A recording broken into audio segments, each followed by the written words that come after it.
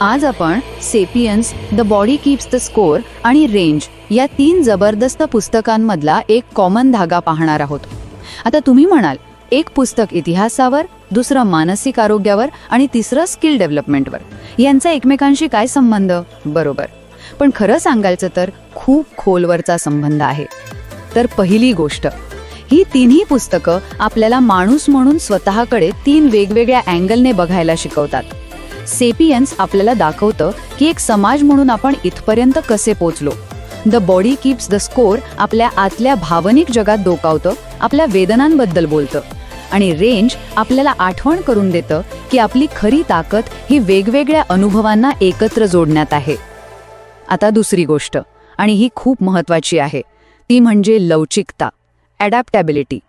हीच आपली खरी सुपर पॉवर आहे असं ही तिन्ही पुस्तकं सांगतात. सेपियन्सनुसार कथा आणि कल्पना तयार करण्याच्या आपल्या क्षमतेमुळेच आपण एकत्र आलो.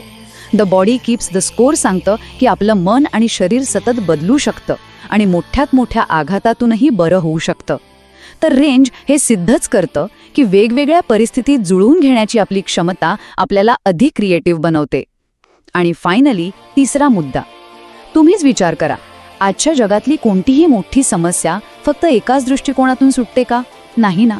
ही पुस्तकं तेच सांगतात, इतिहास आणि जीवशास्त्र एकत्र केल्याशिवाय सेपियन्स कळत नाही.